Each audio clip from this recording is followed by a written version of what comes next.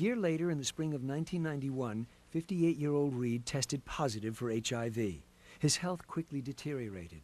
Reed's condition was further complicated by the onset of a form of cancer known as colon lymphoma. Close friend, actress Anne Haney, accompanied Reed on many of his visits to the doctor. He had decided he could beat them both, but he had to take the battles one at a time. So he decided to beat the cancer, and he and his doctors agreed to a very aggressive treatment. By November of 1991, Reed was undergoing extensive chemotherapy treatments. Too weak to work, he spent most of his time alone at his elegant Pasadena home. You always respected Bob's privacy. And I would call him and we'd make a date, and then he'd call me and say, I really don't feel up to it today. And I knew that he probably didn't want me to see him, not at his best. Reed's condition did not improve.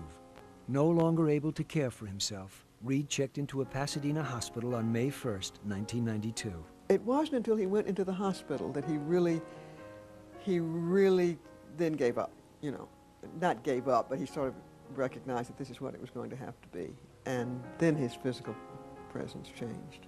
Frail and barely able to speak, Reed broke the news to his television family for the first time. I got a call from him saying, Florence, I didn't really lie to you. He said, I really thought I would, but he said, I'm not going to make it. And I kind of gulped, and I said, I need to ask you for another favor.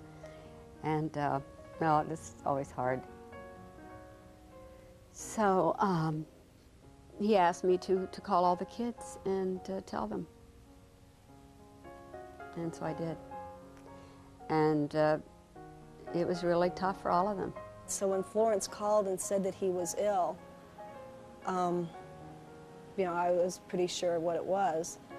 And yet still I was like, I was busy composing a letter to him because I knew Bob was really, really private. And I thought that he probably wouldn't want visitors unless, you know, unless he requested visitors. And also, I think I was really scared. Susan never had a chance to mail her letter. On May 12, 1992, just days after the phone call, Reed passed away from complications of AIDS. He was 59. He was just somebody that I'd worked with very closely and looked up to. So it's very hard.